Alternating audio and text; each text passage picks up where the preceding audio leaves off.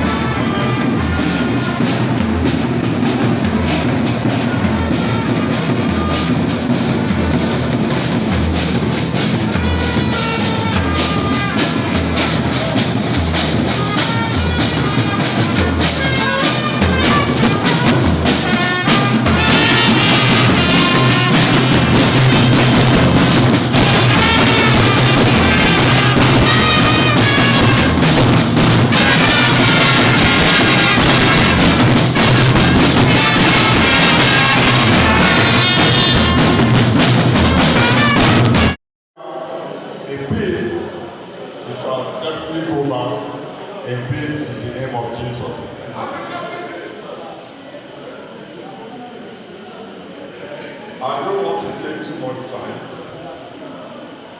because I'm sure everybody that at the church has heard one of the things about Mr. Fayemi. So all I'll just end is have a good time, enjoy yourself, whatever we are giving and provided, please manage it for us. You know, gbogbo àlàfo ní Nàìjíríà náà lè ṣe nígbà tó ti ipa tí ń sùn lọ tábọ̀ sára sí olúwẹ̀. But bẹ́ẹ̀ bí olórí kan ti sọ, ó ní kò sí nǹkan tó le tí ò ní lọ lágbára ọlọ́run ajẹ́ kí Nàìjíríà dáa. Àwa náà a ní ṣe nǹkan tí ò ní ṣe yẹ kó máa dà. Gbogbo àwọn tí àwọn bá ń jíjẹ fún aláti máa fi wọ́n sí àdúrà every time. Ọlọ́run rọ̀ wọ́n ní kọ́nà Ọlọ́run kó pèrò sí ọkàn àwọn aráàlú wọ́n dá àwọn ọlọ́run sílẹ̀. Thank you very much. Enjoy.